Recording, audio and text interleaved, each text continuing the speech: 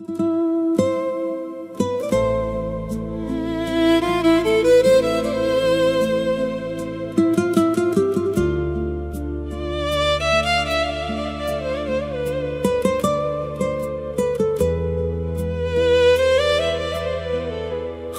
خاموش است و خالی،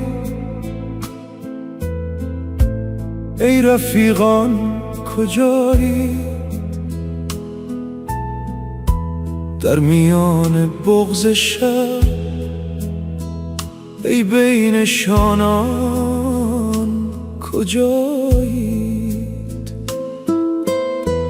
رفتید و شد سهم من این درد بی پایان دور، سوز آه است و سکوت و دیده های بی حضور. از این هجران که جانم را به آتش می کشد، یاد یاران اشک من را روی صورت می کشد. بی شما دنیا قفس، هر لحظاش رنج و عذاب، ماندم تنها ترین در شهر غم‌های خراب. دوستان رفتند و گلها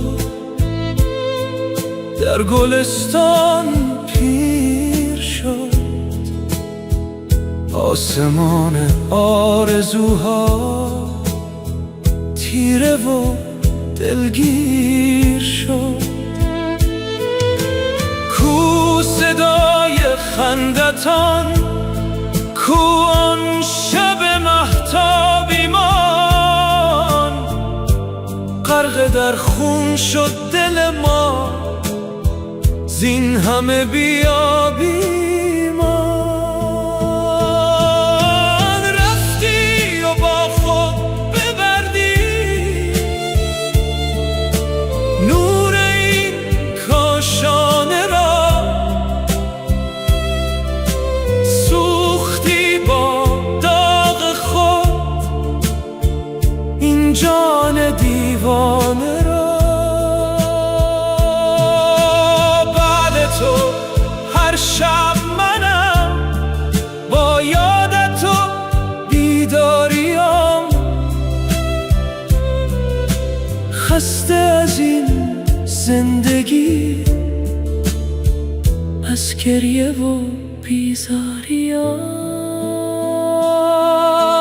اللودای هم نفس، ای خفته در خاک سر،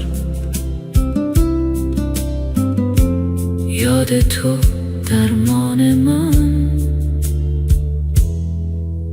نام تو آواز در.